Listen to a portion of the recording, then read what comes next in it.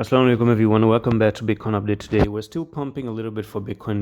We're sitting at $27,200, and I personally don't see Bitcoin going down. Okay, a lot of people are saying, Bitcoin is gonna correct, and at some point I was also expecting some correction. But if you look at Bitcoin right now, Bitcoin is in the next 15 minutes trying to come up like this, maybe make a morning star with all these three candles combined, one red candle doji in the middle, one big green candle, and then you make a morning star, and then you start to push up again for Bitcoin. So what I'm going to say is the following. If you go back into the daily, I do see this pattern coming into play. On the 4-hour time frame, it's a double bottom right over here. You're coming up, breaking the neckline, and you break the neckline, and then boom, you start slowly go back up to this place. I personally see Bitcoin doing something like going up, coming down, going up.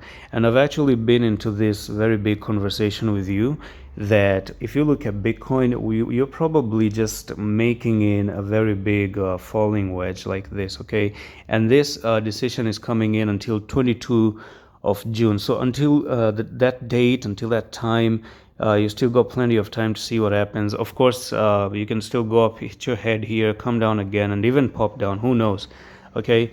But then again, for going down, the only reason I'm biased to not going down, for Bitcoin not to go down, is because altcoins are telling me Bitcoin wants to move up. And it's actually going to not only move up for just a little bit while, but it's actually going to move up for a couple of days actually. Not even like it's just a small move and then come down. No, I don't think so. It's actually a proper move to the upside. And remember guys, it is possible. Why not? Because by the end of the day, falling wedge, break out of the falling wedge, go back to the all-time high. All-time high is a technical target. It's on a journey to go there. It's just that in the middle, it's bumpy. You don't know if it's gonna crack. You don't know if it's gonna go up, if it's gonna go down momentarily and temporarily.